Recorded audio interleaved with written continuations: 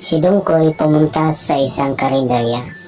Sabi ni Dongkoy, "Ate, isa nga pong Paris Overload at isang Shaken Joy."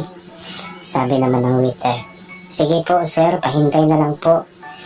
Makalipas ang isang oras, sabi ni Dongkoy, "Ate, bakit po ang tagal ng order ko? Ilan po ba ang cook niyo dito?"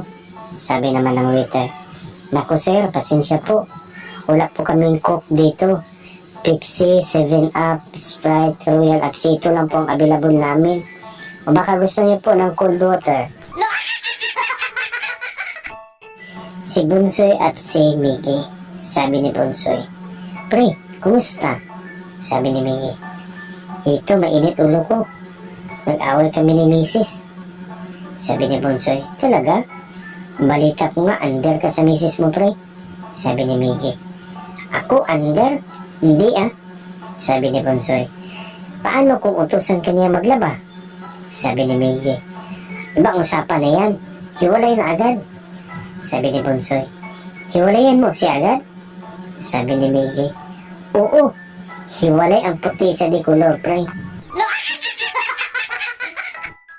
Ang nanay at si Onyo. Sabi ng nanay, "Grabe na talaga ang panahon ngayon. Lahat na lang tumataas. Mga bilihin, bayarin sa bahay, at marami pang iba." Sabi naman ni Onyo, "Nay, huwag po kayo mag-alala. Mayroon pa pong hindi tumataas." Sabi naman ng kanyang nanay, "Ano naman yan, Onyo?"